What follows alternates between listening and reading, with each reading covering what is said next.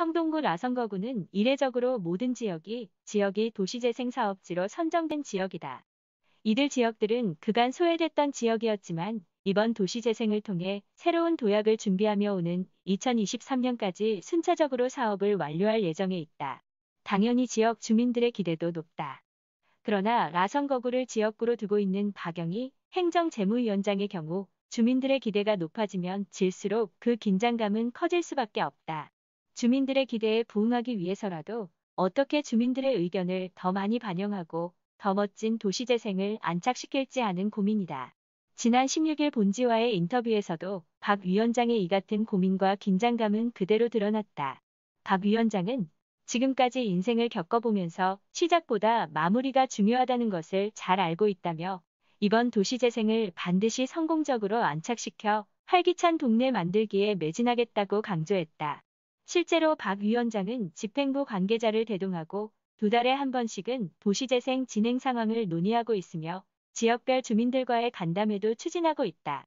지난 10일에는 동료 의원들과 직접 현장을 방문해 코로나19 확진자 발생 등으로 사업 진행의 지연과 피해는 없는지 확인하고 대책을 논의하기도 했다. 후반기 행정재무위원장으로서 각오 한마디. 개인적으로 지난 2년 동안 저의 의정활동이 의원들의 신뢰라는 값진 보상으로 위원장에 선출돼 기쁘다. 그러나 한편으로 코로나19 최전선에서 성동구민의 건강과 방역을 책임지고 있는 보건소부터 홍보를 담당하는 공보담당관, 미래를 기획하고 재정을 총괄하는 기획재정국, 그리고 행정관리국까지 소관 업무를 심사하는 행정재무위원장이라는 무거운 책임감과 깊은 고민이 앞서기도 한다. 다가올 2021년은 코로나19로 지역 경제 침체와 4차 산업혁명 등 포스트 코로나를 준비해야 될 중요한 시기다.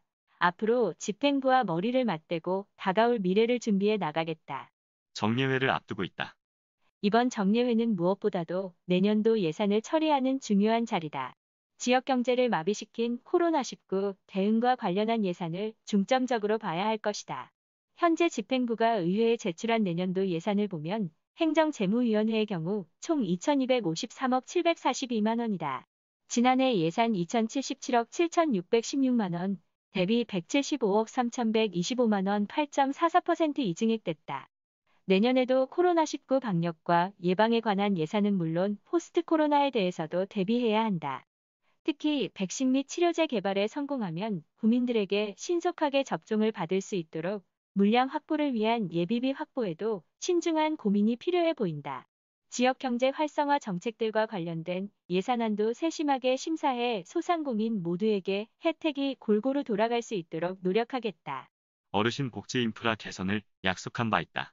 우리나라도 이제 초고령화 사회로 접어들면서 어르신들을 위한 복지시설 확충 등에 대한 필요성을 지속적으로 주장해왔다. 그 결과 관내 경로당 리모델링 비용으로 매년 8천만 원의 예산을 책정해 관리해 나가고 있으며 모든 경로당에 공기청정기를 설치하기도 했다. 내년에는 노인 인구수 대비 경로당이 부족했던 송정동과 용답동의 경로당을 신설할 계획으로 예산을 책정해 둔 것으로 알고 있다. 이번 정례회를 통해서도 보건소의 어르신 건강 지원 사업 등 집행부에 보다 적극적인 지원을 촉구해 나갈 생각이며 관련 부서와 소통을 통해 어르신들의 행복한 노후 생활을 즐길 수 있도록 노력해 나가겠다. 현재 진행되고 있는 도시재생 진행 상황은 저의 지역구인 마장, 사근, 송정, 용답동 모두 도시재생 사업지로 선정돼 현재 주민들이 직접 주도하고 지역마다 특색을 살린 도시재생을 추진해 나가고 있다. 먼저 마장동은 2017년 2월 마장축산물 시장 일대는 도시재생 활성화 지역 3단계 중심 시가 지형으로 선정해 4개 부문 총 27개 세부 사업으로 진행 중에 있다. 가장 큰 문제인 주차 공간 확보를 위해 지하 3층, 지상 3층 규모의 마장 청계 플랫폼 거점 복합시설이 2021년 준공할 예정에 있다. 지하엔 주민들이 요구하는 주차장이 들어서 주차 문제를 해결하고 지상엔 시장 환경 개선 시설, 생활편의 시설 등이 조성돼 2마리 토끼를 모두 잡게 된다. 송정동은 현재 공공복합청사 건립 준비 단계에 있으며 지난해 도시재생 활성화 지역으로 선정돼 5년간 100억 원이 투입된다. 사근동은 도시재생 사전 단계 희망지사업지로 선정돼 해보고가게, 사근카페 등을 운영해 주민들이 체험하고 참여를 독려하고 있다. 마지막으로 용답동은 용답 21길 일대를 2018년 9월부터 올해 말까지 골목길 재생 사업을 마무리 짓게 되며 용답 전통시장 주민거점 공간인 용답나래가 2023년까지 완료될 예정에 있다. 이제는 우리 지역이 그 어느 곳보다 활기찬 동네가 될 것으로 기대하며 이를 위해 집행부와 지속적으로 소통하며 보다 나은 대안을 찾기 위해 항상 노력해 나가겠다. 구민들에게 한마디. 해가 뜨기 전이 가장 어둡고 춥다고 했다. 올해 고된 1년을 잘 견디고 버텨주시고 방역 수칙을 잘 지켜주신 구민 여러분께 감사한 마음을 전한다.